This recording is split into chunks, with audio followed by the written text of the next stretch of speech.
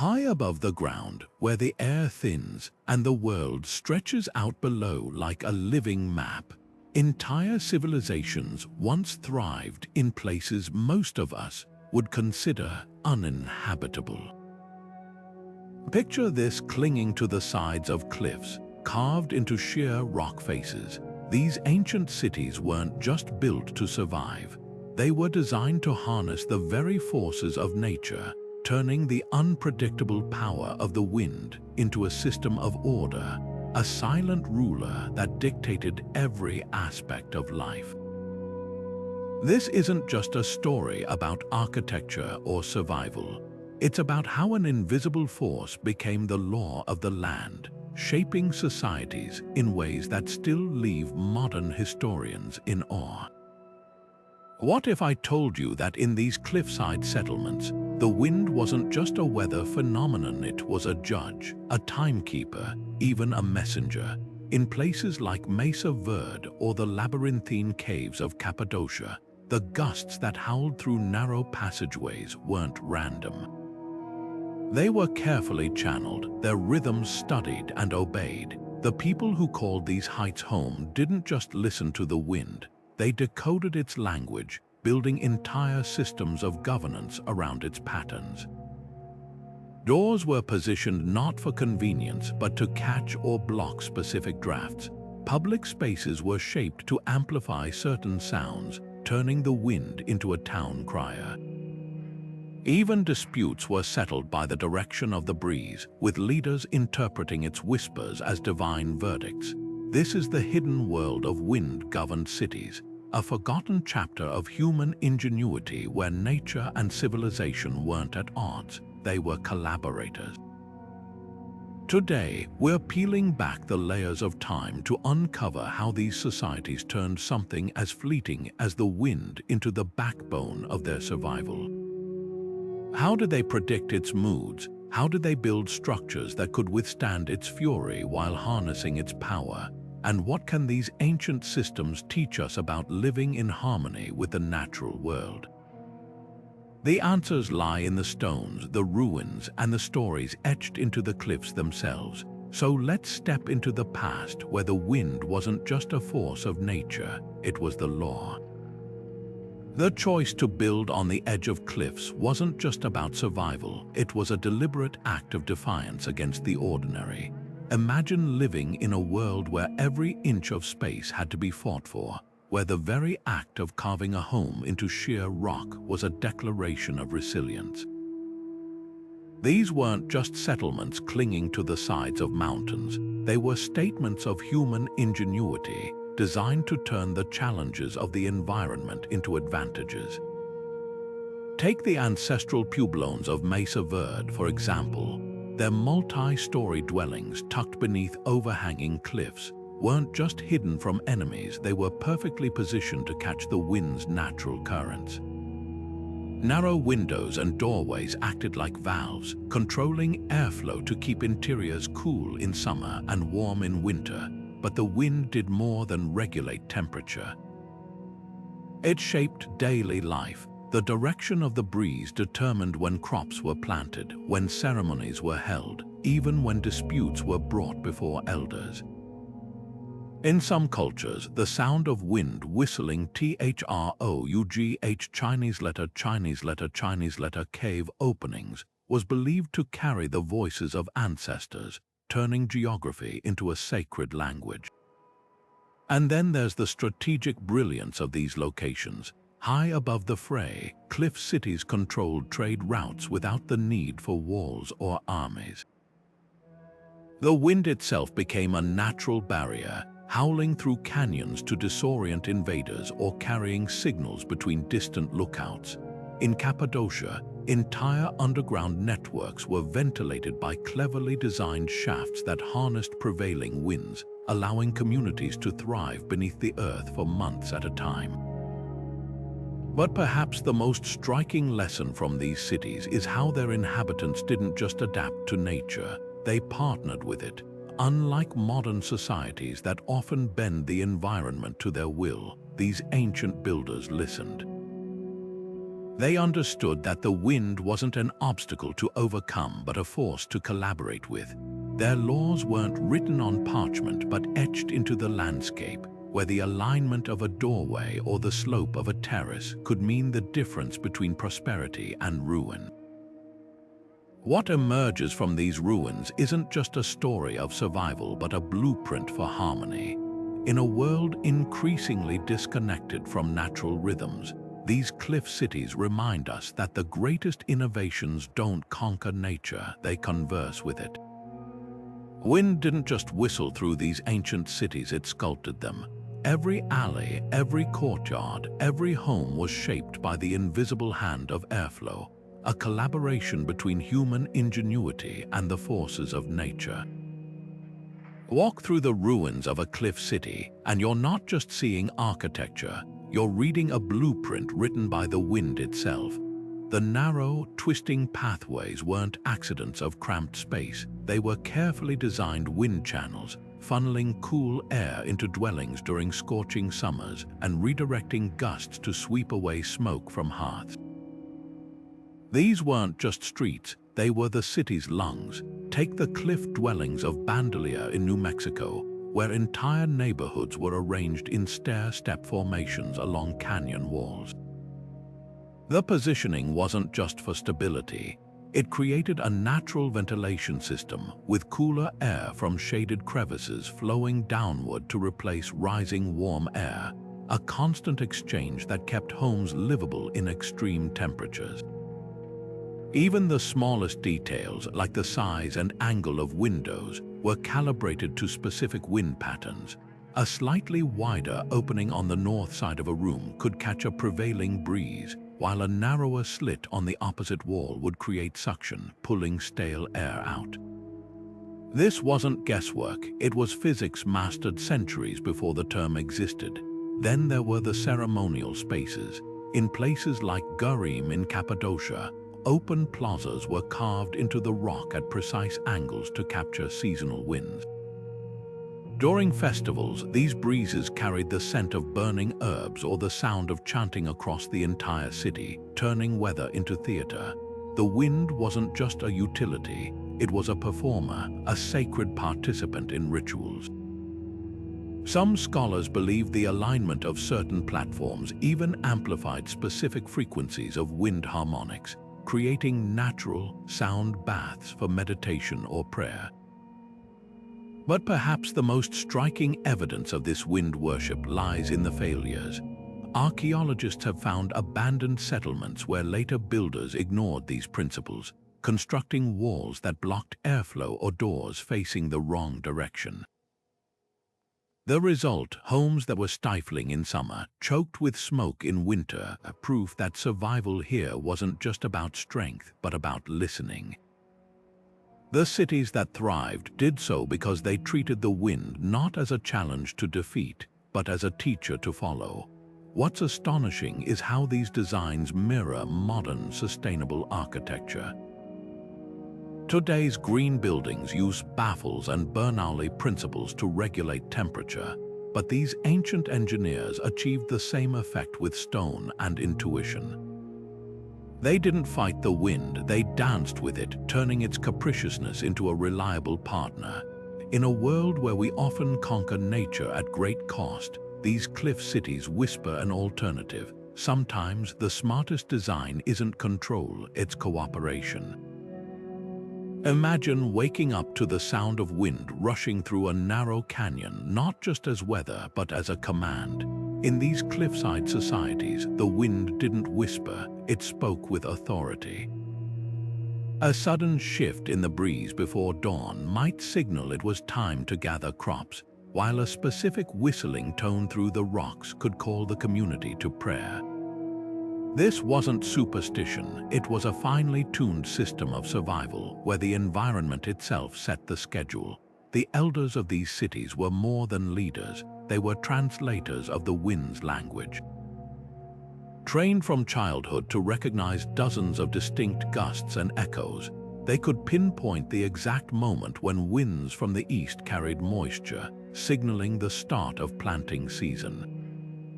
In coastal cliff settlements, a particular hollow sound through sea caves warned of approaching storms, sending fishermen back to shore long before clouds appeared. Disputes over land or resources weren't settled by debate alone. They were taken to sacred listening posts, where the direction and intensity of the wind were interpreted as divine judgment. A strong, steady breeze favoring one side might validate a claim, while erratic gusts could signal the need for compromise. Even timekeeping revolved around the wind's rhythms. In the ancient city of Petra, certain slots carved into temple walls would only whistle when the sun hit them at precise angles, creating natural sundials amplified by airflow. Miss the morning wind signal for market opening, and you'd find empty stalls. Ignore the evening gust that signaled curfew, and you might face a night locked outside the city gates. The wind governed everything, from when children were sent to fetch water to when fires could be lit for cooking, all calibrated to prevent wildfires in dry seasons. The consequences for ignoring these wind laws weren't just social, they were environmental. Build a home facing the wrong way, and you'd choke on smoke all winter. Plant crops against the wind's advice, and your fields would wither. These societies understood something profound. Nature's punishments were far swifter than any human court. When drought or landslide struck, it wasn't seen as misfortune but as a collective failure to listen. What's remarkable is how democratic this system was. Unlike rulers who could be corrupted, the wind was an impartial judge. Its signals were audible to all, no special status required to hear its decrees. This created a rare equality where every member of the community, from the youngest herder to the oldest weaver, shared the same responsibility to interpret and obey. Modern science confirms the brilliance behind these practices. The wind patterns these elders tracked often aligned with microclimate shifts invisible to the untrained eye, the same phenomena meteorologists now study with satellites. Their whistling laws were early warning systems, baked into daily life through generations of observation. In an age where we've outsourced environmental awareness to apps and forecasts, these cliff cities remind us that the most sophisticated technology might just be a pair of ears attuned to the world's oldest language. High on the cliffs where the wind carved its will into stone, there arose a class of spiritual leaders unlike any other, wind priests and sky oracles.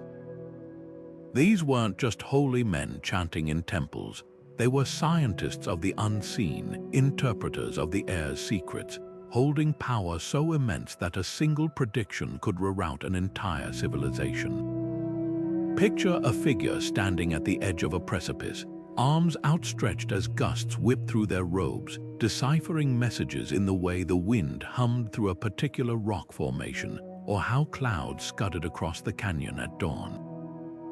To the people below, these weren't just observations, they were divine edicts. The training of a wind priest was rigorous, often beginning in childhood. Apprentices would spend years memorizing the sounds of different gusts, learning, for instance, that a low drone through the western crevices meant rain was 7 days away, while a high-pitched shriek from the north signaled a coming drought. But their knowledge went beyond weather. In Mesa Verde, certain priests could allegedly predict conflicts by studying how dust devils swirled between rival clans' territories. The alignment of wind patterns during a birth might determine a child's future role in society, steering them toward farming, leadership, or priesthood itself.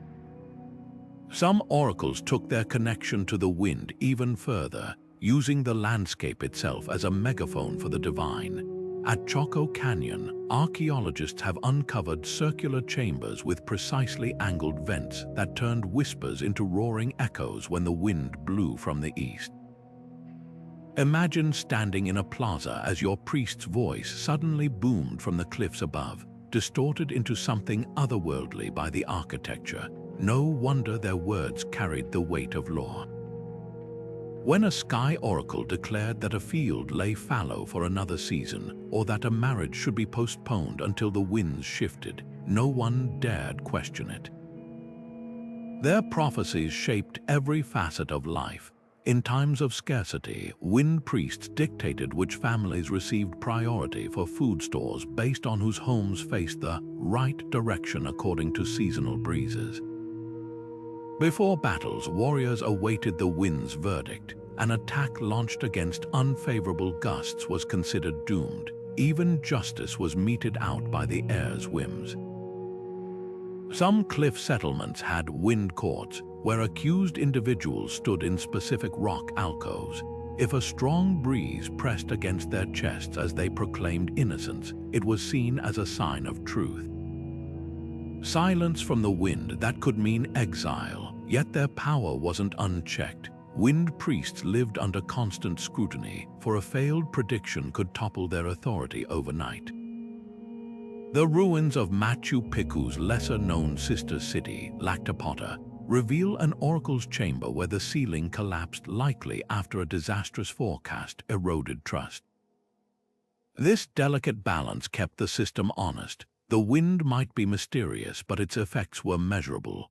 A priest who repeatedly ignored the signs, favoring politics over accuracy, would soon find their voice drowned out by the very force they claimed to command.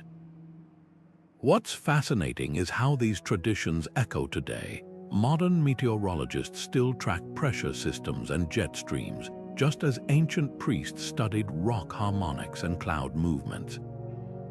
The difference: we've swapped mysticism for satellites, trading the awe of not knowing for the precision of data. But there's something hauntingly beautiful in the idea that once, long ago, the wind wasn't just a force to be analyzed, it was a voice to be heard, a guide to be followed. In these cliff cities, the line between science and spirit was as thin as the air at those dizzying heights. Justice in the cliff cities wasn't handed down by a gavel but by the gale. Imagine standing trial not before a panel of elders, but on a narrow ledge where the wind howled like a furious jury, its verdict written in the force of its gusts. In societies where airflow meant survival, exile to a wind-scoured outcrop wasn't just banishment, it was slow torment. The condemned would crouch behind rocks, ears ringing with relentless drafts, their skin chapped raw, while the community below lived on, sustained by the very breezes that punished them. This wasn't cruelty for cruelty's sake. It was a stark reminder: to lose the wind's favor was to lose your place in the world. Some offenses demanded more theatrical justice. Take the wind trials of Cappadocia, where accused thieves or oath-breakers were tied to stone pillars in exposed gullies at dawn. As the sun rose, thermal winds would rush up the canyon walls, sometimes gentle, sometimes violent. If the gusts spared the accused, knocking off their bonds without sending them over the edge, it was seen as divine acquittal. But if the wind pinned them against the rocks or tore their clothing to shreds, the verdict was clear.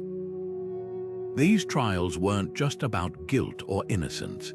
They were public spectacles of nature's power, reinforcing the idea that the community's survival depended on respecting forces larger than themselves. Then there was the ultimate sentence, the windless tomb. For cultures that believed airflow carried the breath of the gods, confinement in a sealed chamber was a fate worse than execution. Archaeologists have uncovered cells in Petra and Bandelier with deliberately blocked ventilation shafts, their walls scratched with desperate markings. Prisoners left in these silent crypts reportedly went mad within days, deprived of the rushing sounds that had structured their entire lives. In one chilling account from ancestral Puebloan oral tradition, a condemned man begged for the wind's return, promising to decipher its messages anew, a plea that went unanswered. What's striking is how these punishments mirrored the crimes they addressed. A farmer who hoarded water during drought might face the wind-scoured ledge, parched as the fields he'd neglected. A liar whose false warnings caused panic could be sentenced to the windless tomb, forced to endure the silence he'd created. Even children's tales reinforced this balance. Stories of tricksters who tried to outsmart the wind, only to find themselves trapped in caves or blown off cliffs. Yet for all its brutality, this system had a strange fairness. Unlike human judges, the wind showed no favoritism. No one could bribe a breeze or intimidate a gust. Its judgments were public, its language understood by all. And in a world where survival hinged on reading nature's signs, perhaps these punishments weren't just penalties. They were final, desperate lessons. A last chance for the condemned to truly listen before the wind swept them away. Trade routes snaking through mountain passes weren't just shaped by geography, they danced to the rhythm of the wind. In cliff cities perched along these ancient highways, commerce didn't follow the seasons, it followed the gusts. Picture a caravan of spice merchants timing their ascent to coincide with the morning updrafts that made pack animals' loads lighter, or wine traders from distant valleys waiting weeks for the right westerly breeze to signal safe passage through narrow canyons. The wind wasn't just a travel aid, it was the invisible accountant balancing every transaction. At the height of their power, cities like Petra became wealthy by mastering this aerial ledger. Local rulers imposed wind taxes, adjusting duties based on atmospheric conditions. During the mistral season, when strong northern winds filled sails, tariffs might double as ships arrived daily. But when summer doldrums settled in, tax collectors would slash rates by half to lure desperate merchants ashore. Some records even show entire market districts shutting down during prolonged calm periods, their wooden stalls dismantled and stored until the winds returned like a celestial reset button. The most ingenious adaptation was the wind currency system. Coastal cliff settlements minted ceramic tokens stamped with seasonal wind symbols, a curling wave for monsoon months, a falcon for swift autumn gusts. These weren't coins in the traditional sense, but tide-bound promises. A merchant might receive spring tokens for delivering grain early, redeemable only when the vernal winds made return voyages possible months later. It was a futures market built on air currents, where wealth literally blew in with the weather. Market days themselves were orchestrated around atmospheric hygiene. Scrolls from Mesa Verde describe how leaders would postpone bazaars if winds stagnated, fearing the bad air that brought disease. But when strong drafts swept through the canyons, horns would sound, signaling vendors to unpack their wares. Archaeologists have found ventilation channels beneath ancient market plazas, designed to funnel away the smells of livestock and rotting food. An early form of sanitation engineering powered entirely by natural airflow. What's remarkable is how these systems created economic fairness. Unlike arbitrary taxes imposed by kings, wind-based commerce was transparent. Everyone could feel when the breezes shifted or hear when the seasonal winds arrived. A trader from foreign lands might not speak the local language, but they could read the wind flags fluttering above the cliffs, knowing exactly when to expect crowded markets or bargain prices. This atmospheric democracy leveled the playing field in ways written laws often failed to achieve. The legacy of these practices lingers in surprising places. Modern commodity traders still use terms like weather derivatives, hedging bets against hurricanes or droughts, a distant echo of those wind tokens from the cliffs. And in remote Himalayan villages, some markets continue to operate on wind calendars, their schedules set by ancestral knowledge of mountain breezes rather than Gregorian dates. These living traditions remind us that before we tamed nature with technology, some societies found prosperity not by conquering the elements, but by learning to think like the wind itself. From the moment a child took their first breath in the cliff cities, their education began with the wind. Newborns were traditionally placed in special cradle niches carved into outer walls, where gentle drafts would play across their skin, an introduction to the invisible force that would govern their lives. Parents believed these early exposures helped infants develop an instinctive bond with the airflow, much like seabirds imprinting on ocean currents. As toddlers, children played games with wind chimes made of varying lengths of hollow reeds, learning to associate specific pitches with different wind directions. A high tinkling note might mean safe playtime in the eastern terraces, while a low drone signaled time to retreat indoors. By age 6, cliff-dwelling children could identify a dozen wind types by sound alone. Morning lessons often took place on exposed balconies where young ears trained to distinguish between the singing breeze that promised fair weather and the grumbling gust that warned of landslides. Teachers used clever mnemonics comparing a particular wind's whistle to the cry of a local bird or the rhythm of a grinding stone. Advanced students learned to read the wind's messages in layers, how a warm updraft carrying the scent of pine resin meant clear skies, while that same wind laced with dust signaled approaching storms. Teenagers underwent more rigorous training, memorizing epic poems that encoded meteorological wisdom in verse. The Tale of the Four Brothers, a staple in many cliff societies, told of siblings who each mastered a seasonal wind, their triumphs and failures teaching everything from ideal planting times to avalanche prevention. In some cultures, coming-of-age ceremonies involved spending a night alone on a wind-scoured ledge, expected to interpret shifting breezes well enough to predict dawn's arrival without seeing the sun. But this education went far beyond practical skills. Wind lore carried deep ethical lessons. Stories portrayed gentle zephyrs as models of cooperation, while selfish characters were compared to destructive whirlwinds. A popular teaching tool was the wind mirror, a polished stone surface that showed children how their own breath could ripple water, demonstrating how small actions, like winds, could have far-reaching consequences.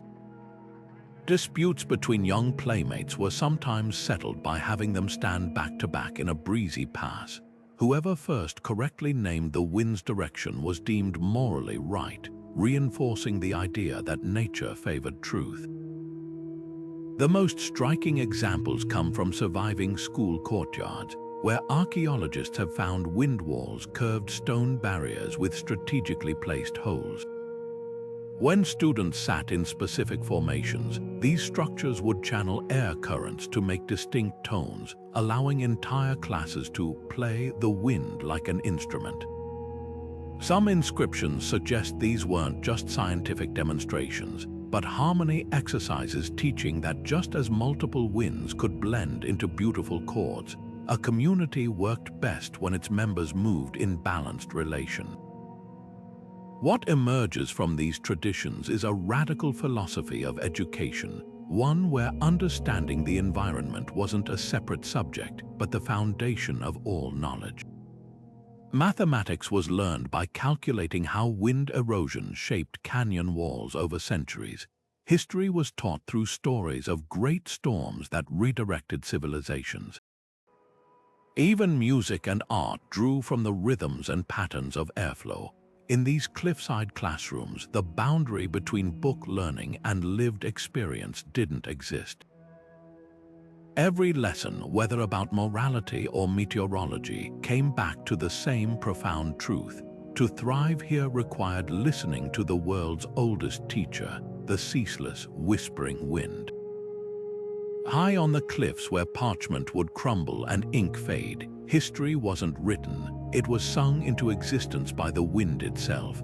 Imagine a library with no scrolls, where the archives were carved into the landscape, their stories waiting for the right gust to bring them back to life. In these cities of stone and sky, knowledge didn't sit gathering dust on shelves.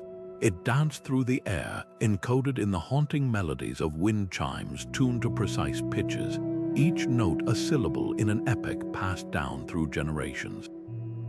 The most sophisticated of these auditory archives were the directional flutes, hollowed bones or reeds mounted atop towers, designed to sound only when winds blew from cardinal directions.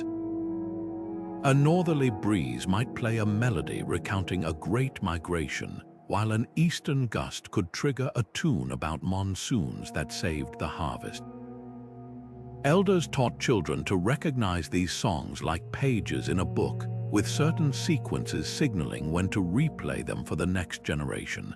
At Mesa Verde, archaeologists found a chamber lined with 28 flute holes, one for each year in a lunar cycle, each calibrated to sound during specific winds that marked celestial events. But the true masterpieces were the echo chambers. Storytellers would stand in precisely mapped spots where the canyon walls formed natural amplifiers, their voices ricocheting off stone in ways that preserved narratives note for note. At Bandelier National Monument, there's a concave cliff face known as the Whispering Gallery, where a phrase spoken softly at dawn echoes with crystal clarity half a mile away when the thermal winds rise just right. Here, history wasn't just recounted, it was recreated, with tellers adjusting their cadence to match the wind's speed, ensuring stories landed intact in listeners' ears across vast distances. What's astonishing is how these societies accounted for change over time. As erosion subtly altered cliff faces, the pitches of wind chimes would shift, a phenomenon the people incorporated into their records. A melody that once told of plentiful rains might develop a mournful lower register over centuries, reflecting drier periods. These weren't seen as imperfections but as updates to the living text, the land itself editing its autobiography. This challenges everything we assume about historical preservation. While modern archives fight entropy with climate-controlled vaults, these cultures embraced impermanence, letting nature's gradual transformations become part of the record. A wind library required no scribes, just attentive listeners who understood that some truths resonate too deeply for paper. The proof lingers in remote canyons where, on certain evenings, the air still hums with songs no living person remembers learning, yet whose stories remain as clear as the day they were first sung into the stones. Attackers who looked up at those towering cliff cities saw more than just sheer walls. They faced an invisible army of swirling currents and calculated turbulence. The wind didn't just protect these settlements, it became their deadliest defender. Picture an invading force struggling through a narrow canyon, only to find their torches snuffed out by sudden downdrafts while arrows rained down from above, guided by gusts that bent their trajectories with eerie precision. This wasn't just warfare, it was environmental engineering turned lethal. The secret lay in the architecture of intimidation. Cities like Petra and Montezuma Castle built scream walls, curved battlements designed to catch and amplify the shouts of defenders. When enemies approached, a chorus of voices would echo off these surfaces, distorted by the wind into something monstrous, a psychological weapon that made armies question whether they fought humans or spirits. Some walls even had precisely spaced holes that turned breezes into haunting whistles, creating an unnerving soundtrack for invaders camping below. Then there were the wind tunnels. Defenders carved narrow staircases and passages to funnel attackers into kill zones where crosswinds worked in their favor. Archers trained for years to account for these aerial currents, launching projectiles that curved around corners or dropped suddenly as if guided by invisible strings.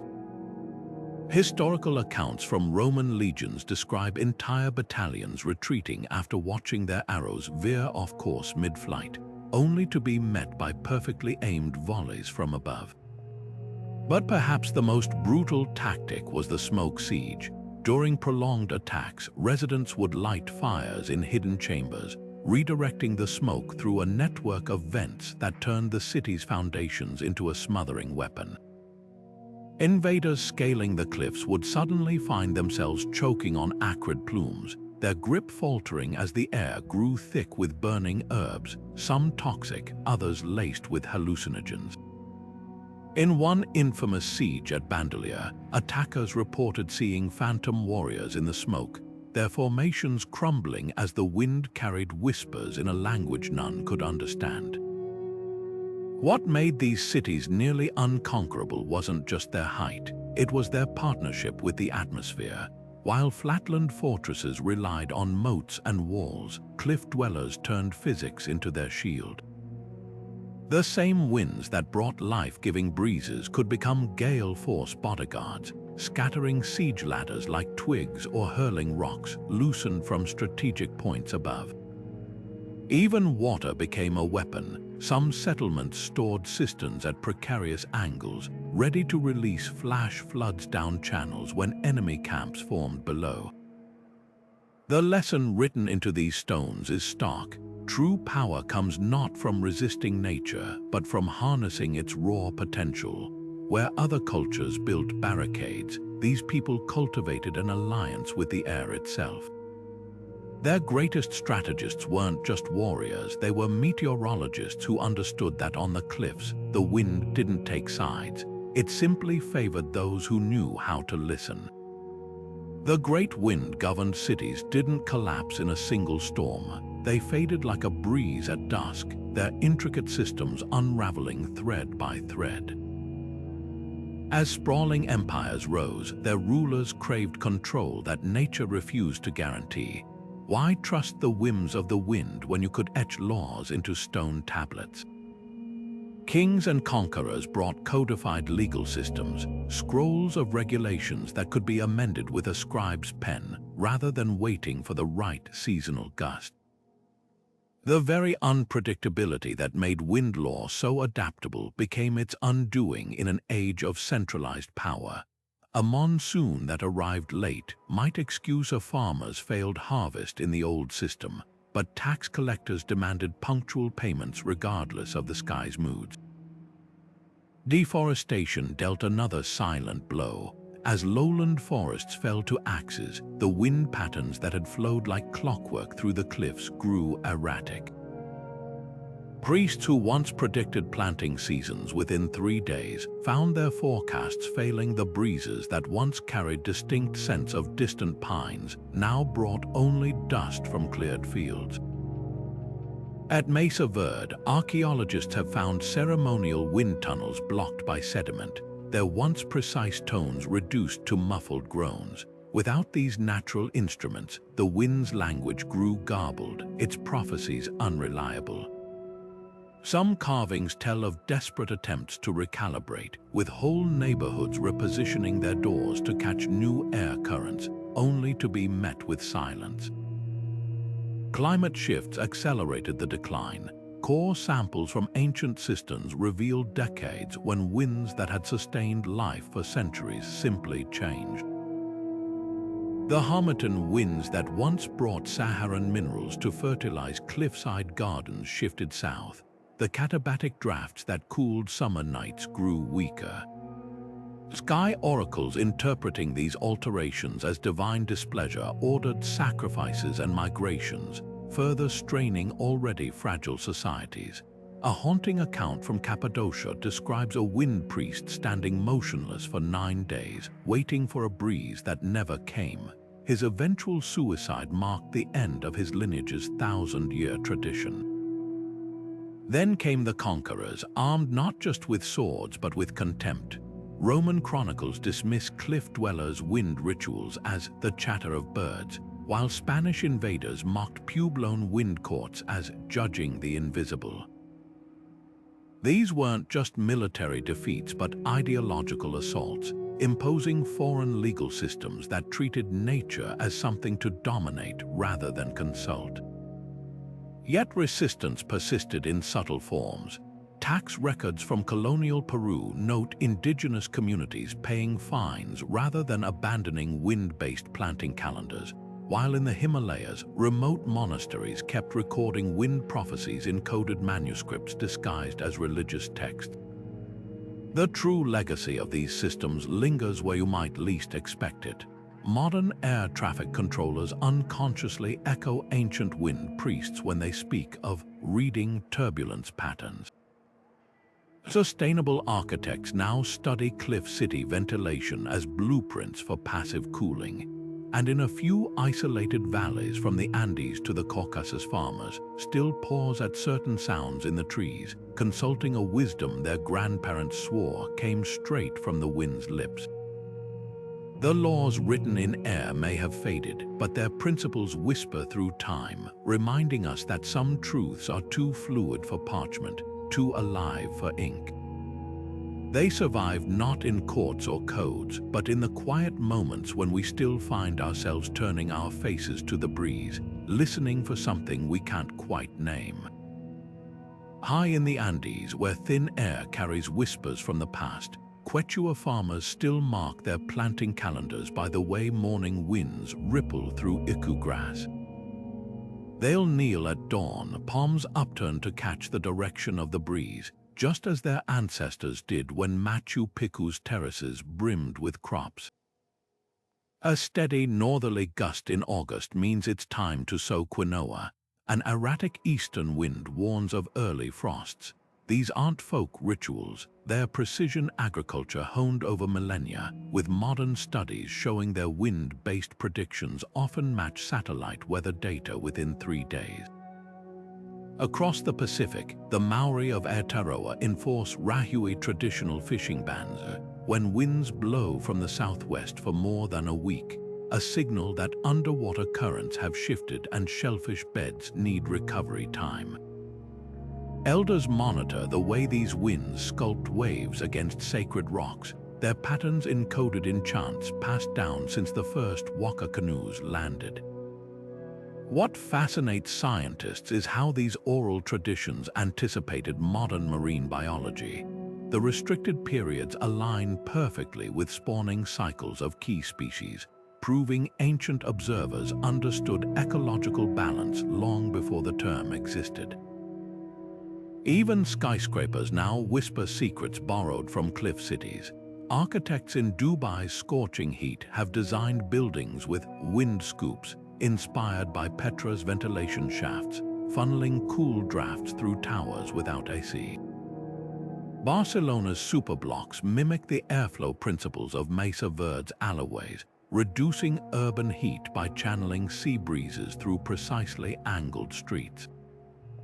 The most striking homage stands in Singapore, where the gardens by the bay use towering super trees, rigged with wind-sensitive panels that adjust to create microclimates, a high-tech echo of those ancient wind priests tuning their cities to the sky's rhythms.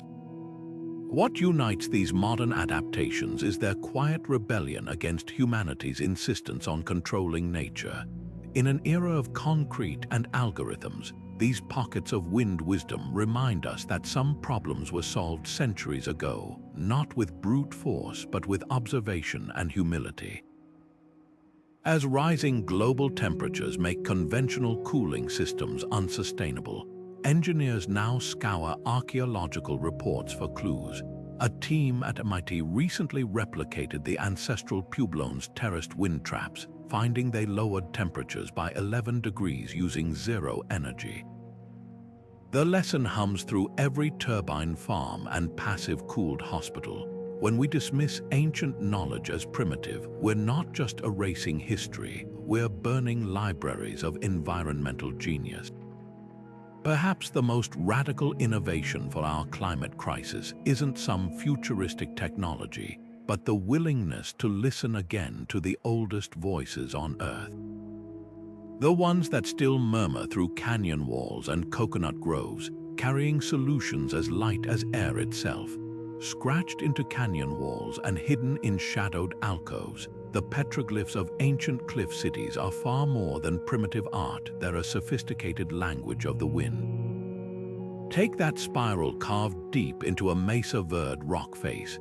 To modern eyes, it might resemble a simple decoration, but to the ancestral Puebloans, its coiled lines map the precise movement of a coming cyclone, warning villagers to secure their roofs and store extra water. Nearby, zigzag patterns aren't abstract designs, they're gust direction indicators, with each sharp angle corresponding to wind shifts observed over generations. The most telling symbols show human figures with exaggerated ears, their heads tilted as if straining to hear something beyond human perception. These weren't deities or shamans, but respected wind listeners, individuals trained to interpret the subtlest changes in airflow. What's astonishing is how consistent these symbols appear across continents.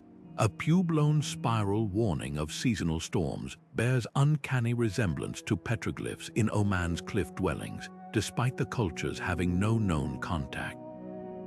Similarly, the same zigzag patterns used to mark erratic winds in Cappadocia appear in Mongolian rock art.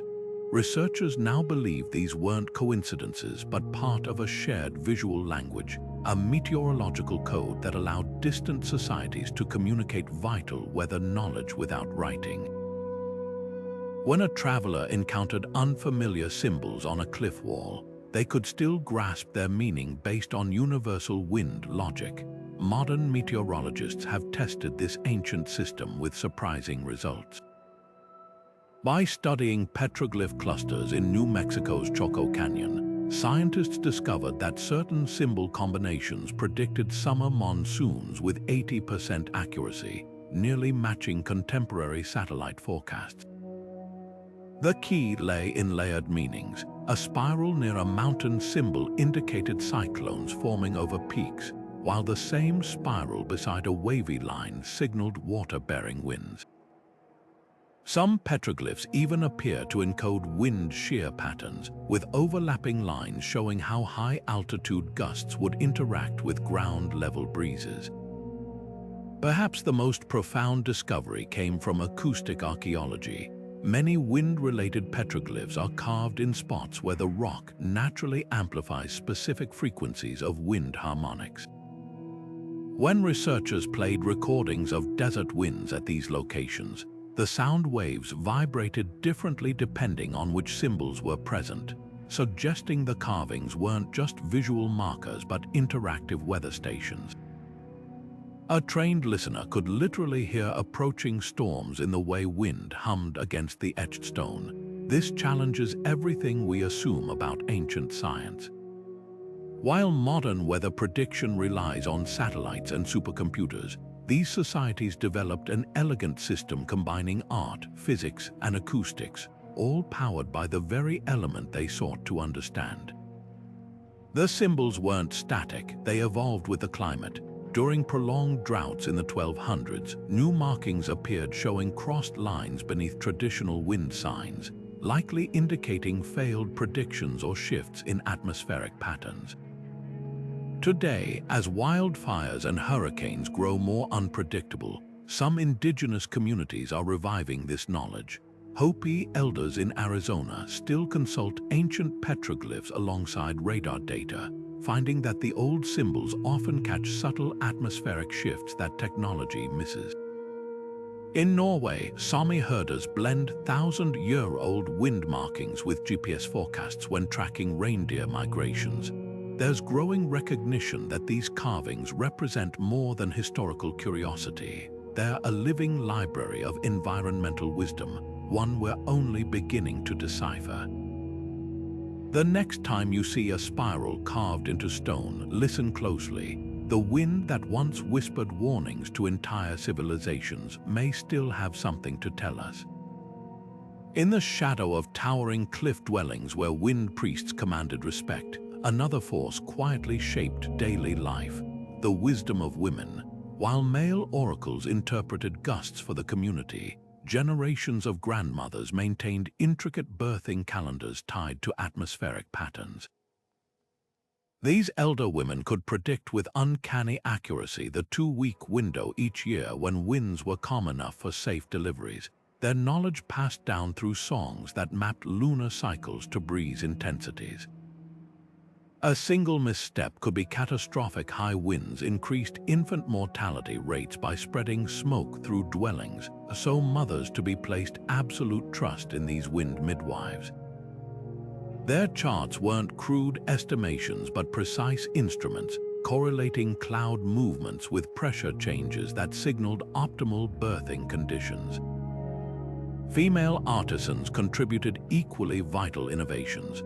Potters along the Mesa Verde cliffs perfected ceramic vessels with precisely angled spouts that whistled distinct tones when winds reached dangerous speeds. Found in nearly every household, these storm jars served as early warning systems long before modern anemometers.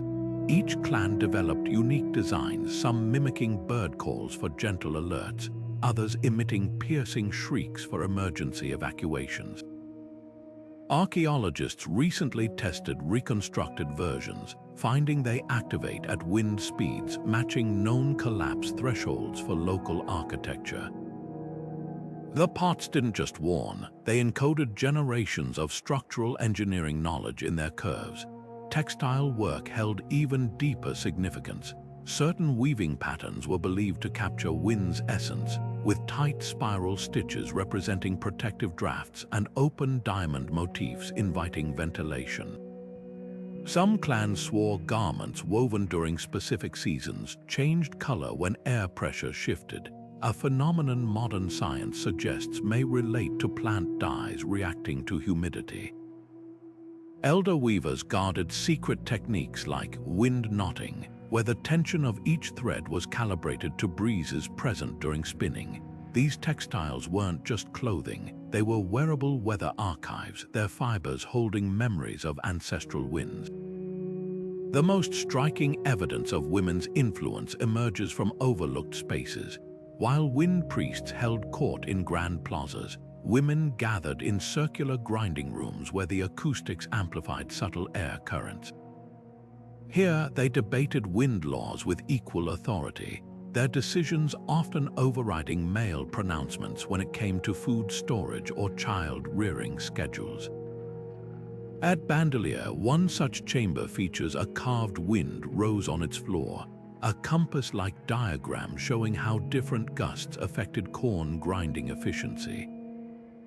Modern engineers confirmed its accuracy. The same winds that optimally winnowed chaff also created ideal ventilation for preserving meal.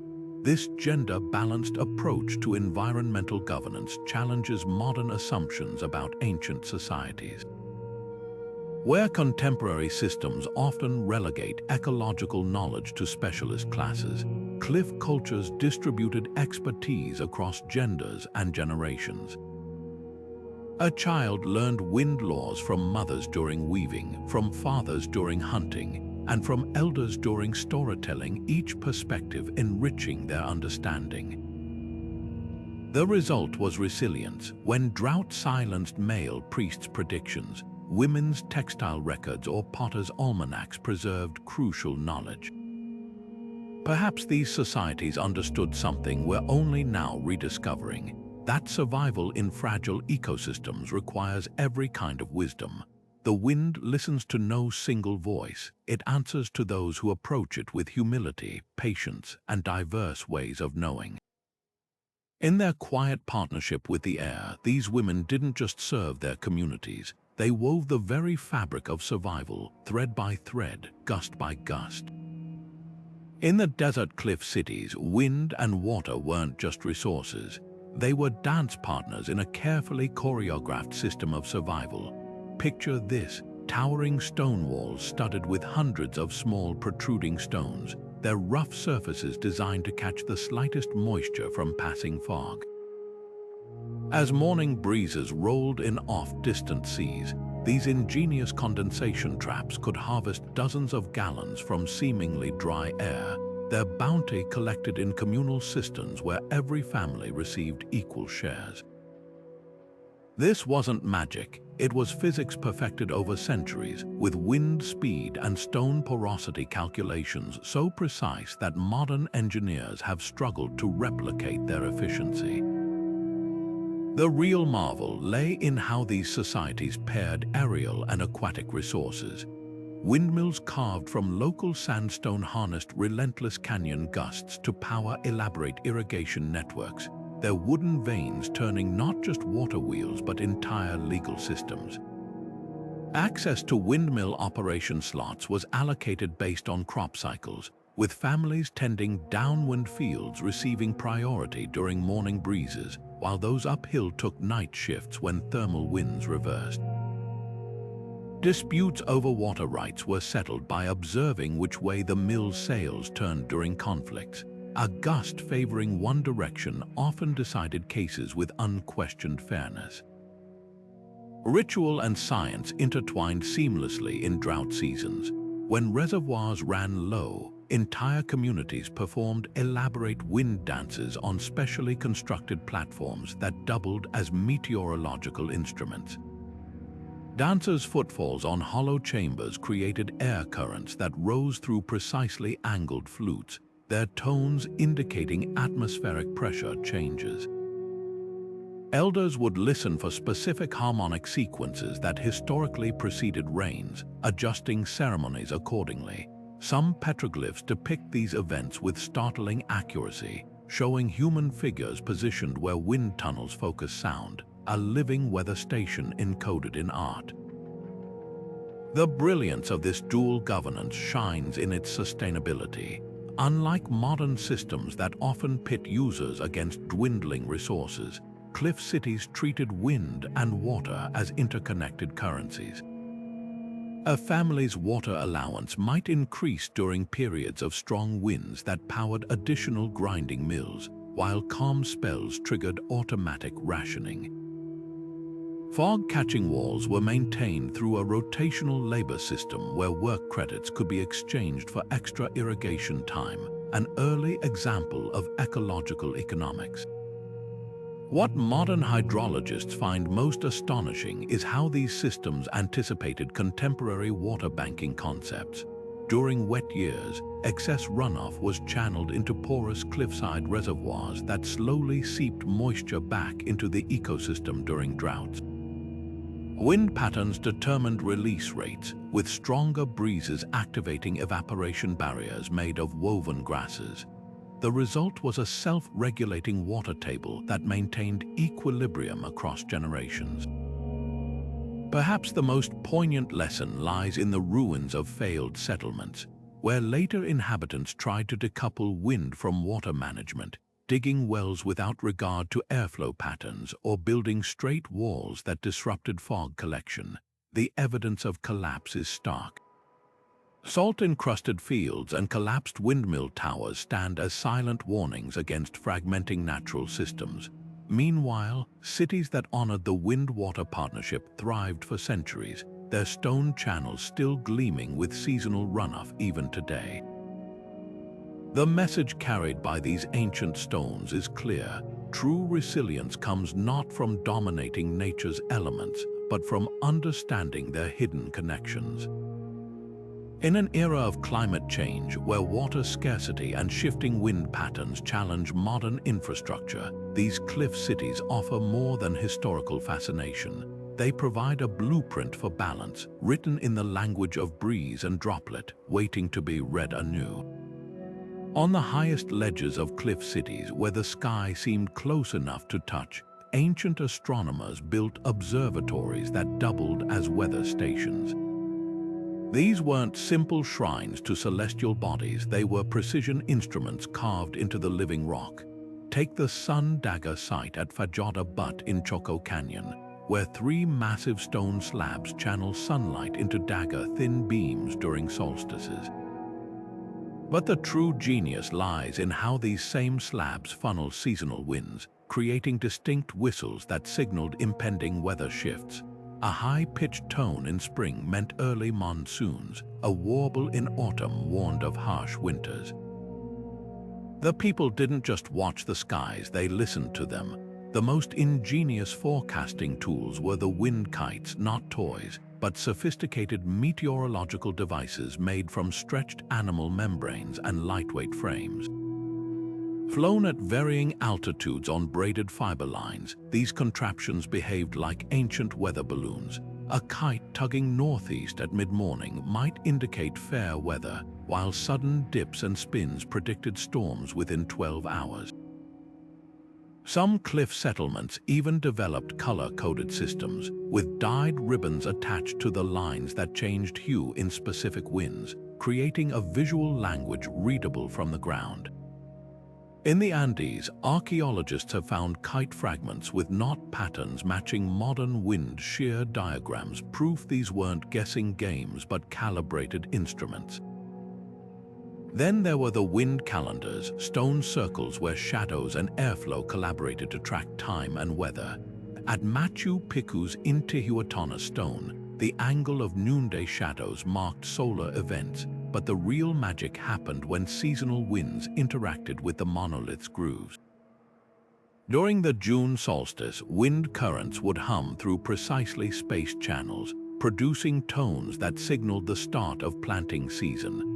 Other calendars used thermal properties, dark stones that warmed faster in certain breezes, melting precisely placed ice samples to mark seasonal transitions.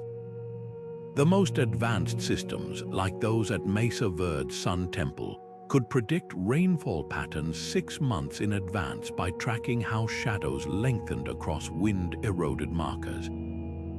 Modern meteorologists are only beginning to unravel the full complexity of these systems.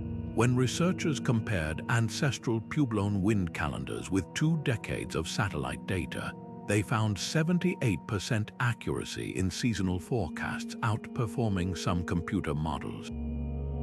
In Oman, a reconstructed stone circle predicted a rare cyclone 3 days before radar detected it, using principles modern science still can't fully explain. The secret may lie in how these cultures synthesized observations. Where today's forecasts isolate variables like pressure and temperature, ancient methods tracked holistic patterns, how a particular gust smelled, the way dust swirled before certain storms, even the behavior of insects during shifting winds. What these cliff dwellers understood was that weather isn't just physics, it's a language. Their forecasts worked because they listened to every dialect, the whisper of leaves before rain, the groan of rocks cooling at dusk, the way canyon echoes changed with humidity. In an age of Doppler radar, we've gained precision but lost this sensory symphony. Yet at Tibet's ancient wind temples, monks still read the skies as their ancestors did, not with screens, but with faces turned upward, feeling the coming storm in their bones before it appears on any instrument. Perhaps true forecasting lies not in conquering nature's unpredictability, but in relearning how to feel its rhythms. The low, resonant blast of a ram's horn didn't just echo through the cliffs, it carried the weight of law. In societies where the wind shaped every aspect of life, legal decrees weren't written on parchment but encoded in sound, their authority tied to the very air that carried them.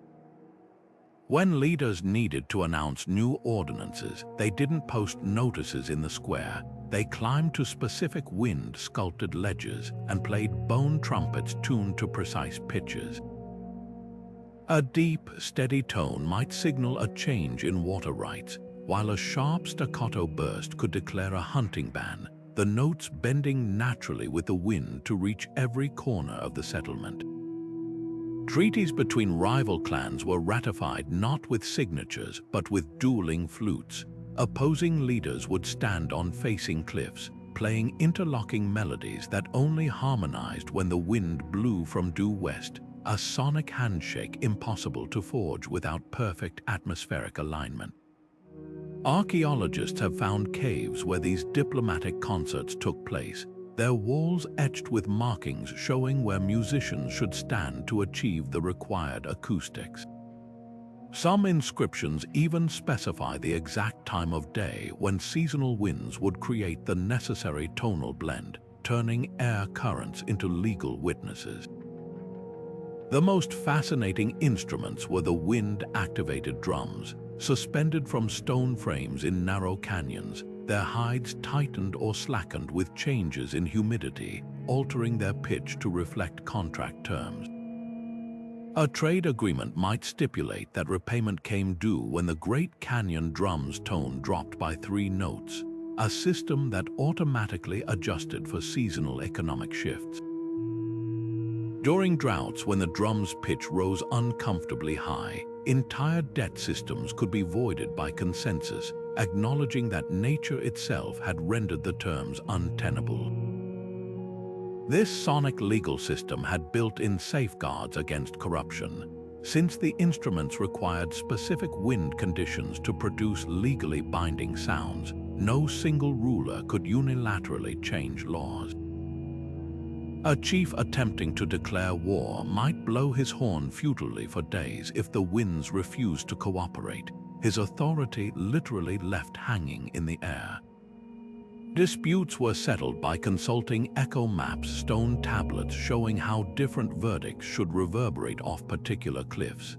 If a judge's pronouncement didn't match the expected acoustic pattern, it was considered invalid, the landscape itself serving as supreme court. Modern experiments reveal the sophistication behind these practices. Acousticians recreating a cliff city's legal horn found its pitch naturally shifted with barometric pressure, meaning laws announced before storms carried a distinct urgency. Anthropologists studying treaty flutes discovered their harmonic intervals precisely matched wind patterns that occurred during historically peaceful eras, effectively encoding climate history into diplomacy. Even the drum rhythms held hidden complexity. Their cadences slowed during wet seasons when food was plentiful, creating a built-in economic stimulus by extending debt timelines. What seems like primitive tradition was in fact a remarkably resilient system of checks and balances. By tethering human laws to natural phenomena, these cultures ensured their justice system remained adaptable, transparent, and ultimately accountable to forces greater than any individual. In an age where legal codes stretch into incomprehensible volumes, there's something hauntingly elegant about laws that could be heard in the wind, brief as a horn blast, fleeting as a flute's echo, yet carrying the full weight of a civilization's collective wisdom. Crossing between cliff dwellings wasn't just about bravery, it was a precise science of wind and weight. Picture a messenger stepping onto a rope bridge at dawn, waiting for that exact moment when the morning updraft stabilized the swaying fibers beneath their feet. These weren't ordinary bridges, their tension was calibrated to specific wind speeds, with trial and error over generations determining the perfect tightness. Too loose and a sudden gust could send a traveler swinging into the rocks. Too taut and the fibers might snap under stress. The ancestral pueblones engineered their spans to flex like living things, absorbing gusts while maintaining stability, an ancient predecessor to modern suspension bridges, but with no steel, just braided plant fibers singing in the wind. For heavier loads, cliff dwellers relied on basket lifts, woven platforms that transformed canyons into vertical highways, but these didn't operate on demand. Teams of lift keepers monitored wind flags made of dyed feathers, launching cargo only when conditions aligned. Downward journeys required tailwinds to slow descent, while ascending loads rode thermal updrafts that surged through narrow passes like invisible elevators. Some baskets even had adjustable vents, allowing operators to fine-tune their buoyancy mid-ascent by releasing or trapping air, a technique modern hot air balloonists would recognize. The strict scheduling wasn't just practical, it was sacred.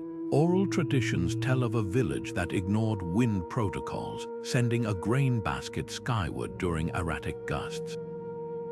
The resulting collapse wasn't just a tragedy, it was seen as the wind-revoking trust.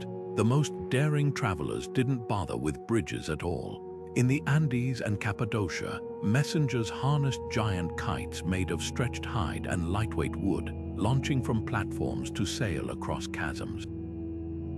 Training began in childhood, with apprentices learning to read wind shears by the way sand moved across rocks.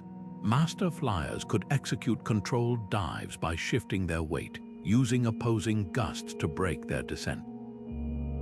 One account describes a kite messenger delivering fish from coastal cliffs to mountain settlements before the ice melted in their basket, a feat only possible by riding the precise sequence of morning sea breezes and midday thermals.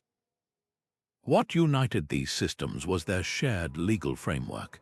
Wind travel codes dictated everything from right-of-way rules. Bridges were always traversed windward side first to kite launch hierarchies based on cargo urgency.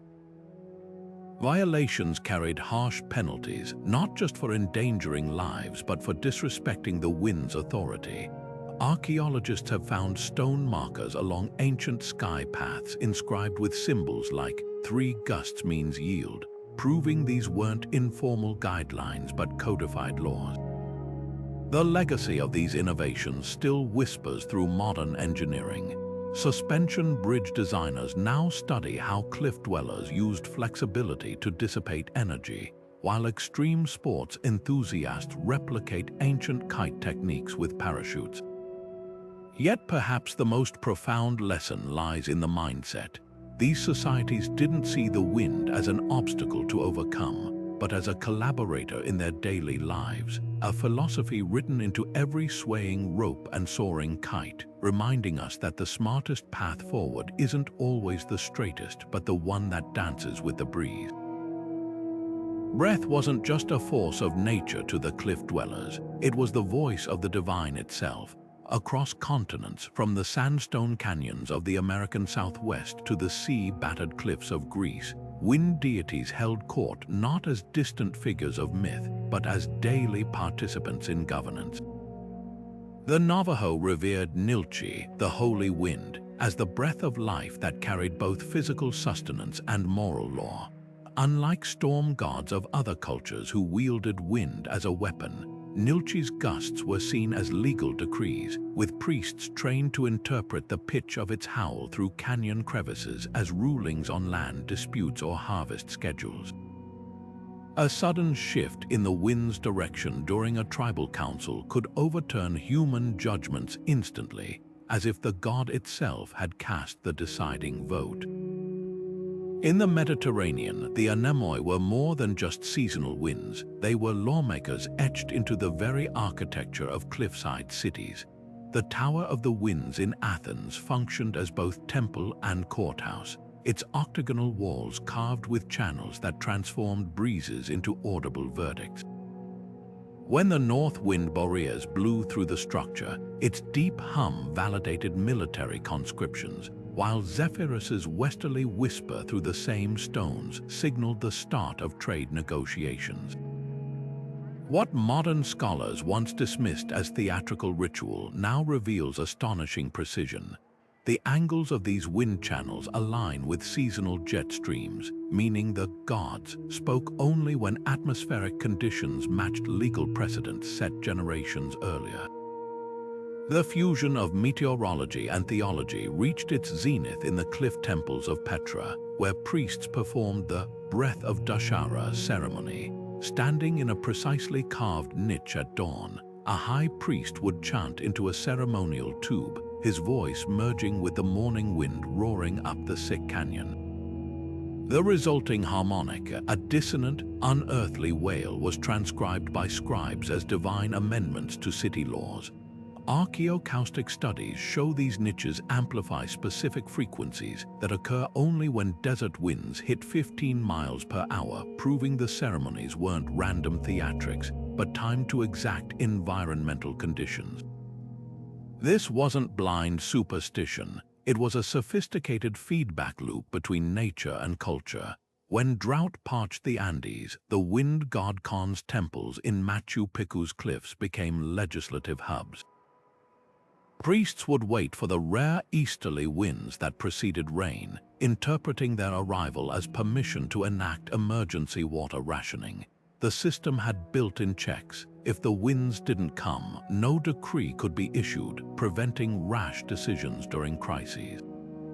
Modern climate historians note these wind-based legal interludes often aligned perfectly with ecological recovery periods, suggesting these societies had encoded environmental sustainability into their very notion of divine will. What's most striking is how these deities' domains blurred modern categories. The Greek anemoi weren't just weather spirits. Europus governed both autumn gusts and inheritance laws, his breath said to carry the whispers of the dead. The Puebloan wind Kachina circumhana taught architecture along with morality, inspiring the curved walls that turned homes into wind instruments. This holistic view created a legal system where damaging a neighbor's property wasn't just a civil offense, it was an affront to the wind that carried voices between dwellings, punishable by banishment to wind-scoured ledges. The ruins of these wind god temples still hold secrets. At Chaco Canyon's Casa Rinconada, the circular Kiva's acoustics transform ordinary speech into godlike echoes when winter winds blow through hidden vents. Recent experiments show these effects occur precisely during the solstice's moments when ancient law tablets indicate major legal reforms were announced. It's as if the architecture itself was designed to sanctify change, the wind gods breathing legitimacy into human decisions. Perhaps that's the deepest lesson these cliff cultures teach us. When divinity isn't confined to statues but lives in the very air you breathe, every law becomes a covenant with the sky itself. Beneath the towering cliff cities where sunlight faded to perpetual twilight, another world thrived, one sculpted not just by human hands, but by the relentless push and pull of subterranean winds. These hidden tunnel networks weren't mere passageways, they were precision-engineered wind highways, their every curve and slope calculated to harness the Earth's breath. In Cappadocia, archaeologists uncovered grain chambers so perfectly ventilated that seeds from the 12th century remain viable today, their longevity owed to air currents that maintained ideal humidity without a single modern tool. The secret lay in the tunnel's spiral designs, which slowed incoming winds just enough to strip them of moisture before reaching the precious stores, an ancient refrigeration system powered by geometry and airflow. Ventilation reached its zenith in the wind traps of Mesa Verde's underground plazas. By day, scorching desert winds were funneled through narrow entrance shafts, forced to squeeze through progressively tighter channels until their speed dropped to a gentle breeze. At night, the system reversed, with cold air sinking through vertical chimneys to chill stone slabs that radiated coolness for hours. The effect was so efficient that temperature readings in these chambers stay a consistent 65 degrees Fahrenheit year-round, outperforming many modern HVAC systems. What's astonishing is how these passive designs accounted for seasonal shifts. Winter tunnels were deliberately steeper, leveraging cold air's tendency to sink, while summer channels incorporated porous limestone filters that naturally dehumidified incoming gusts.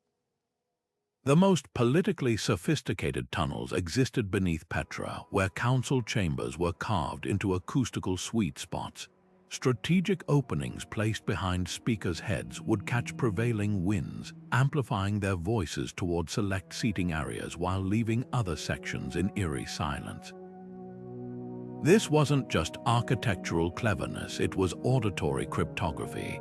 Only those seated along precise wind lines could hear sensitive discussions, creating natural encryption centuries before the concept of classified information. A ruler speaking against the wind's flow would find their words lost in the stone, while those who aligned with the air currents gained uncanny vocal projection. Some tunnels even featured resonance chambers that distorted speech unless listeners knew exactly where to stand, turning the very atmosphere into a security system. Perhaps the most haunting examples are the breathing caves of Bandelier, where entire neighborhoods connected to underground wind arteries. Homes had floor vents linked to central tunnels, creating a communal respiratory system. During ceremonies, participants could synchronize their breathing with these natural rhythms, the caves inhaling and exhaling like a living entity.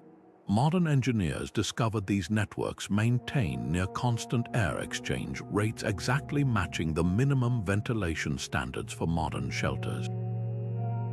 The implications are profound. societies without germ theory somehow designed spaces that minimized airborne disease transmission through wind mathematics. What emerges from these shadowed passageways is a radical rethinking of sustainability. Where we bulldoze landscapes to impose our will, these cultures listen to the Earth's whispers, shaping stone to collaborate with invisible forces. Their greatest innovations weren't above ground but below, where every tunnel bend was a negotiation with the wind, every chamber a testament to humanity's ability to thrive not against nature but within its hidden cadences. High on wind-scoured ledges, diviners would kneel with handfuls of fine sand, watching as the breeze sculpted temporary prophecies in the air. Each gust wrote its message in swirling dunes that shifted like living parchment. A sudden spiral might warn of flash floods, while parallel lines could signal approaching traders. These weren't vague predictions but precise forecasts honed over generations, with master readers distinguishing between dozens of distinct patterns as easily as we interpret road signs. In the cliff city of Acoma Pueblo, archaeologists uncovered divining bowls with intricate internal ridges designed to guide falling sand into readable formations, turning casual observation into repeatable experiment. The most sophisticated tools were the wind flag silk banners dyed with mineral inks that changed color based on humidity and wind speed. Fluttering from high poles, their movements formed a visual language. A flag snapping taut in alternating directions indicated coming storms, while gentle ripples predicted ideal planting conditions. Certain families specialized in interpreting these dances, passing down cipher like manuals where specific flag angles corresponded to historical events. One surviving ledger from 12th century Turkey matches flag positions to lunar phases with such accuracy that modern meteorologists have used its data to reconstruct medieval wind patterns. Ash reading elevated wind divination to an art form. Skilled practitioners could toss handfuls of cooled hearth embers into the air and read the future in their glowing trajectories. A cluster veering east might prompt a village to delay harvest, while ash settling in tight circles often preceded births or deaths. The technique wasn't mystical guesswork. It relied on understanding how different wind layers interacted at varying altitudes. Master readers trained for decades to recognize the subtle ways high-altitude jet streams distorted the ash's path compared to ground-level breezes, effectively creating three-dimensional weather maps from floating particles. Some of the most guarded secrets involved wind-borne seeds. Certain clans cultivated plants whose pods only released their cargo during specific wind conditions, creating living calendars. The Hopi still maintain sacred fields of wind corn, whose tassels detach precisely when seasonal gusts arrive, a botanical alarm clock unchanged for centuries. Similarly, Tibetan cliff monasteries cultivated dandelion variants that scattered their seeds in unique patterns before earthquakes, their roots sensitive to subterranean shifts that altered local airflow. What modern scientists find most remarkable is how these methods formed an early warning network spanning continents.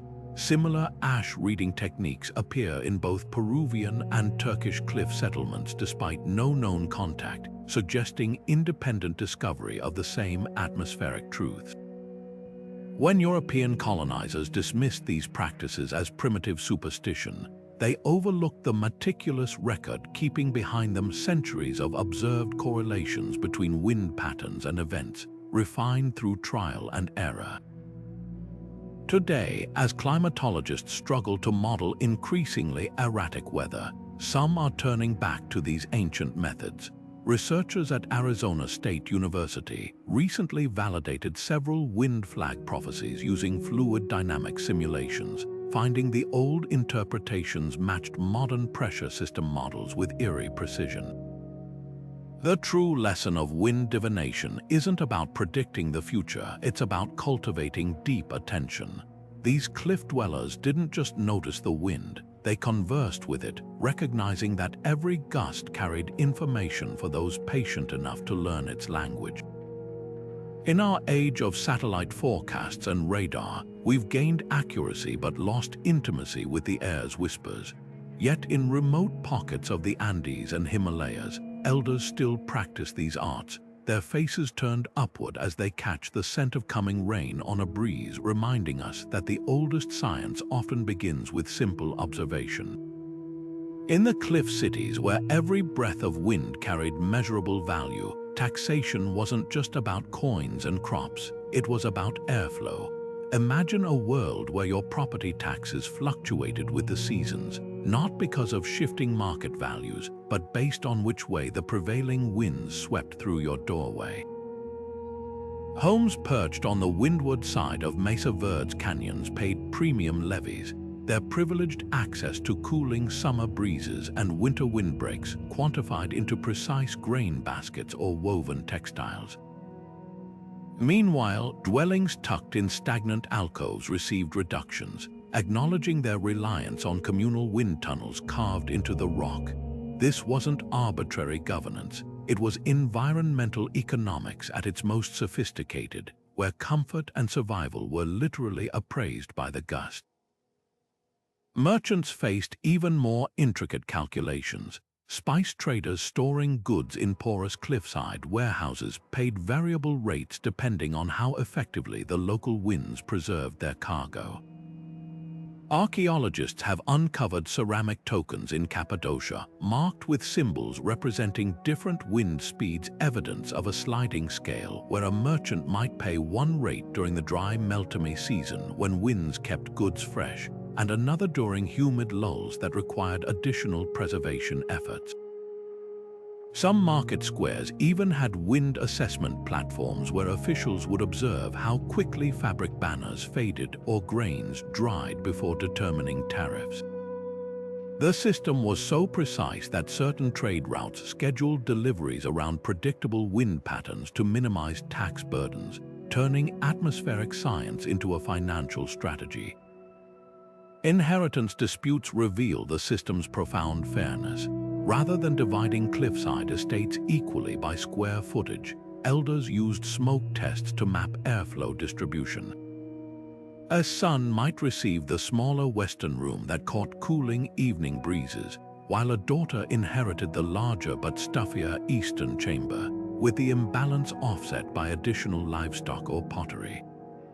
Legal scrolls from Petra detail cases where wind shares were traded like stocks, with one family selling their rights to a particularly steady draft in exchange for water access. These weren't just property divisions, they were microclimate negotiations, ensuring no lineage held monopoly over nature's breath. What astonishes modern economists is how these practices anticipated contemporary environmental policies. The wind tax functioned like an early carbon credit system, monetizing natural advantages to fund communal wind tunnels and storm barriers. Records show fines from airflow violations paid for fog-catching nets that benefited entire neighborhoods, creating a circular economy where the privileged literally funded solutions for the disadvantaged. In Oman's cliff settlements, progressive taxation even accounted for wind theft. Homeowners who illegally redirected breeze channels faced penalties equivalent to stealing public water today. The true brilliance lay in the system's adaptability. During droughts when winds grew erratic, tax collectors switched from fixed rates to percentages based on actual airflow measurements. Some cities employed wind priests as assessors, their trained ears discerning subtle shifts in draft quality that indicated fair valuations. At Bandelier, stone discs with precisely drilled holes served as tax calculators. Officials would measure how quickly the wind extinguished a lamp behind the disc, with faster times triggering higher contributions for wind-rich properties. These fiscal innovations reveal a startling truth. These societies didn't just respect nature's laws, they integrated them into their legal and economic frameworks with nuance that puts many modern systems to shame. Where today we struggle to price environmental externalities, They quantified the intangible, turning the very air into currency. Their ledgers didn't just balance numbers, they balanced ecosystems, proving that the most sustainable economies aren't those that conquer nature, but those that listen to its whispers and account for every breath. Certain rock faces in the cliff cities didn't just reflect sound, they bent it to the will of justice. Picture a judge standing before a curved stone wall known as the echoing rock, his verdict spoken once but heard multiple times as the wind carried his words along precise acoustical pathways. The number of repetitions wasn't poetic coincidence, it was legal code.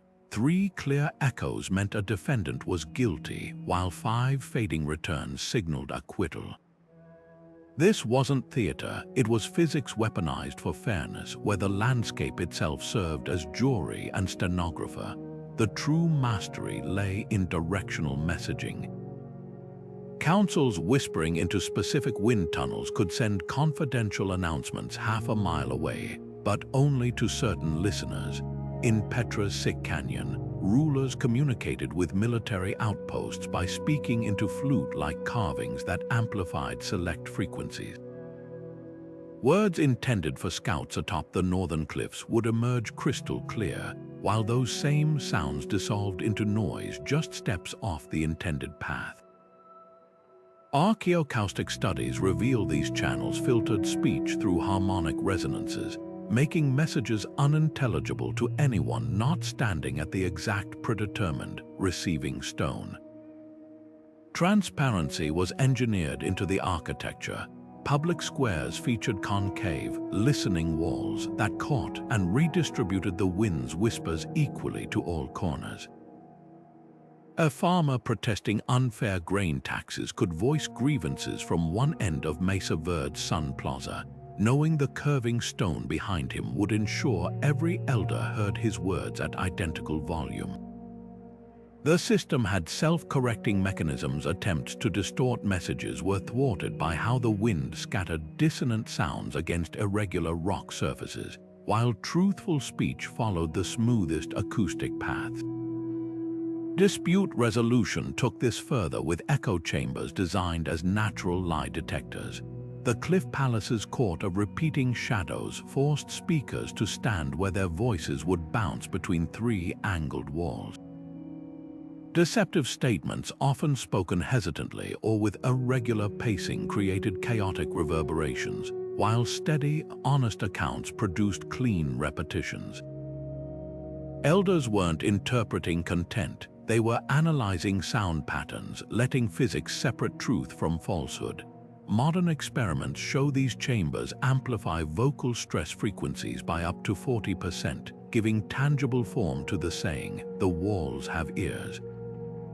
The legacy lingers in unexpected places. Navajo peacemaking courts still sometimes convene near naturally amplifying rock formations, believing the landscape ensures balanced dialogue. In Turkey's Cappadocia, vineyard disputes are settled in ancient echo chambers, where the number of repetitions determines harvest shares. These traditions remind us that before wiretaps and stenography, justice wasn't just blind, it was all-hearing, its verdicts written not in ink but in the interplay of stone, wind, and the unshakable laws of acoustics. Not every stone dwelling stood occupied year-round. Some cliff cities breathed with the seasons, their populations rising and falling like the thermals that shaped their lives.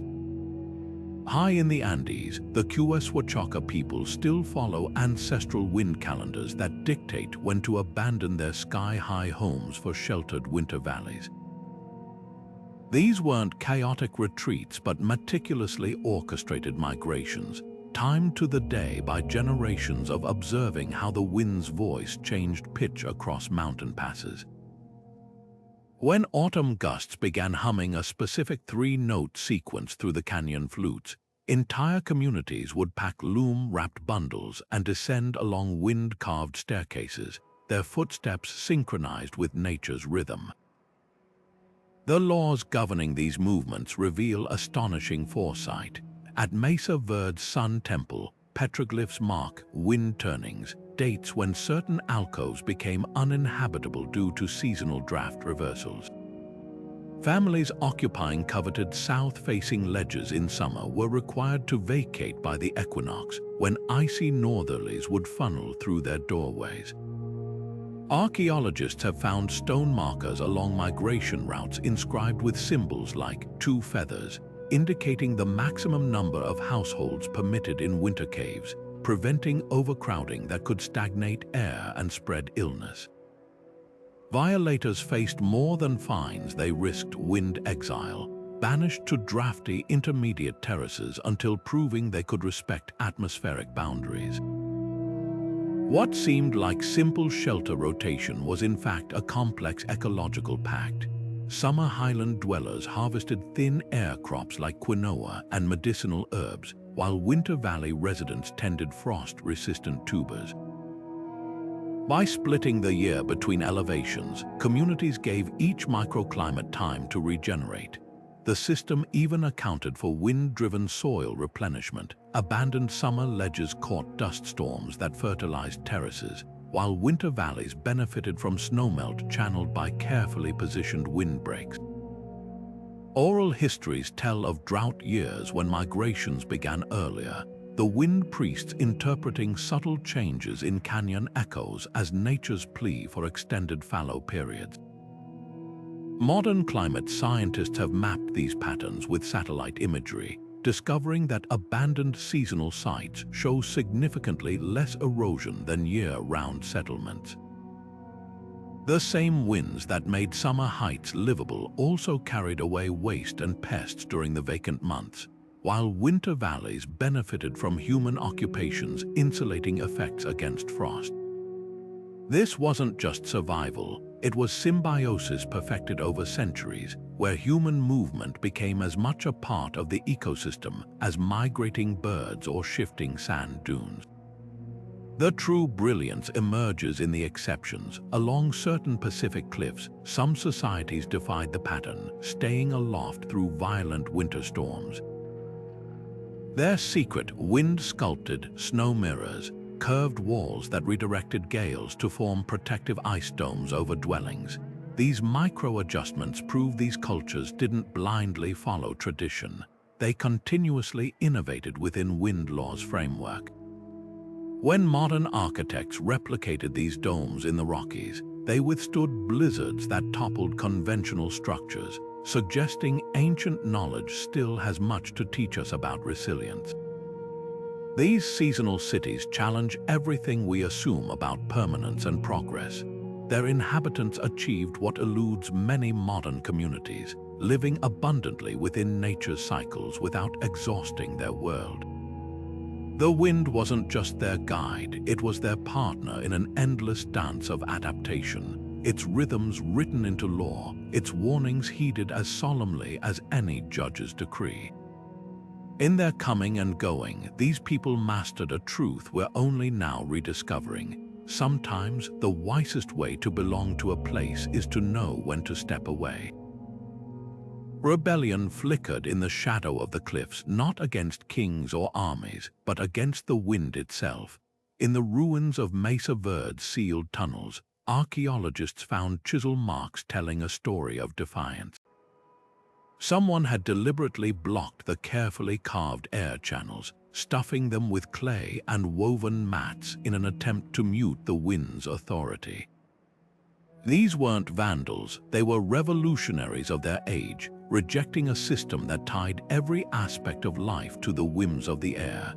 Their story echoes across other cliff cities. At Bandelier, a grand plaza's wind-catching walls were torn down and replaced with solid barriers, while in Cappadocia, entire neighborhoods filled their ventilation shafts with rubble. The motivations behind these acts reveal a fascinating tension.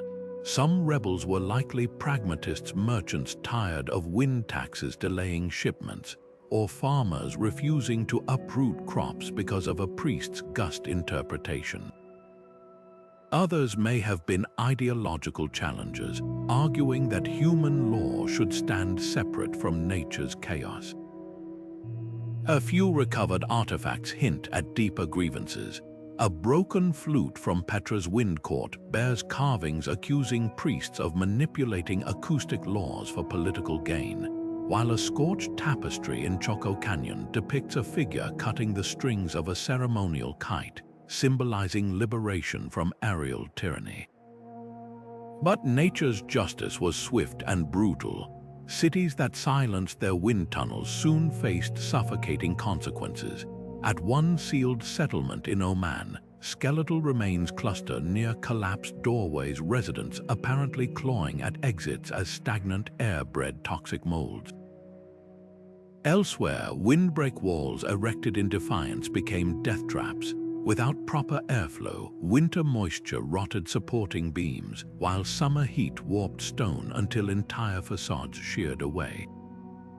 The most chilling evidence comes from Turkey's Derinkuyu caverns, where rebels redirected ancient wind shafts only to create lethal vortexes. Inscriptions describe how sudden gales, like the breath of angry gods, extinguished every torch and hearth in hours. These catastrophes weren't just accidents, they were ecological verdicts. Wind-dependent crops failed without pollination breezes, cisterns grew stagnant without evaporative cooling, and worst of all, the social fabric unraveled. Legal systems based on wind echoes collapsed into chaos when no one could hear the judgments. Trade networks disintegrated as cargo kites grounded indefinitely. Even timekeeping faltered. Sundials without wind correction markings became useless as shadows stretched unpredictably. Yet some rebellions left a more ambiguous legacy. In the Andes, a dissenting faction built a hidden settlement where homes faced contrary to wind norms and thrived. Their secret, channeling geothermal vents to create artificial drafts, an early example of humans not rejecting nature's laws but rewriting them. Similarly, Navajo oral traditions tell of a clan that abandoned wind priests to follow migratory birds instead, decoding weather patterns from wing movements with equal accuracy. These exceptions suggest the true conflict wasn't between humans and nature, but between rigidity and adaptation, a lesson etched into the cracked masonry of failed revolts. The ruins whisper a paradoxical truth. Those who sought absolute freedom from the wind's governance often perished, while those who learned to negotiate with it, sometimes bending its rules, sometimes inventing new ones, carved out spaces for dissent that endured. Like saplings growing sideways to escape a cliff's shadow, they remind us that the most enduring rebellions aren't about defiance for its own sake, but about finding smarter ways to breathe. As we stand in the shadow of these ancient cliff cities, their silent stones seem to murmur a warning we can no longer afford to ignore. The wind that once dictated planting seasons and legal verdicts still blows through our modern streets. Only now we've stopped listening. Our skyscrapers may scrape the clouds, but how many are designed to harness the breath of the planet like those ingenious cliff dwellings? The Puebloan's wind-activated storm jars predicted danger with nothing but pottery and physics, while we chase hurricanes with billion-dollar satellites yet still find ourselves unprepared. There's a painful irony in realizing that civilizations without electricity mastered sustainable air conditioning centuries ago, carving their homes to collaborate with breezes we now fight against with energy-guzzling HVAC systems. Consider the wind courts of Petra, where leaders accepted verdicts whispered through stone channels as absolute law. When was the last time our politicians deferred to nature's judgment with such humility? These societies understood something profound, that human ambition must bend to atmospheric reality. Their tax codes fluctuated with the gusts because they recognized the wind's authority over crops and trade routes. A flexibility our rigid economic systems desperately need as climate change redraws the maps of arable land and habitable zones.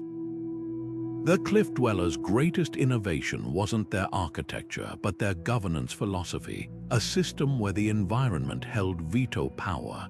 Yet fragments of this wisdom survive in unexpected places. In Bhutan, modern engineers consult ancient wind flags to site wind turbines, merging 13th century observations with 21st century technology. Barcelona's urban planners study Mesa Verde's alleyways to combat heat islands, proving ancient ventilation strategies outperform concrete and glass. Even our language preserves these connections. We still speak of winds of change and ill winds, unconsciously acknowledging the air's invisible influence on human affairs. The difference is that for the cliff cities, these weren't metaphors but measurable forces shaping daily life. The true legacy of these civilizations isn't in their ruins, but in their radical redefinition of progress. They measured advancement not by how much they could extract from nature, but by how skillfully they could align with its rhythms. When drought silenced their wind chimes, they didn't drill deeper wells, they moved. When storms reshaped their canyons, they adapted their laws rather than fighting the inevitable. In our era of climate denial and geoengineering fantasies, their example feels less like history and more like prophecy. So the next time a breeze tugs at your clothes or whistles through your window, pause for a moment. That same air once flowed through Petra's treasury, carried verdicts in Choco Canyon's courts, and lifted Cappadocia's messenger kites. It's not just weather, it's the last living witness to a forgotten covenant between humanity and the sky. The cliff cities didn't survive by conquering the wind, they flourished by learning its language. As our own storms grow fiercer and our droughts more severe, their stones ask us a silent question. Will we keep fighting the air that gives us breath, or finally listen to what it's been trying to tell us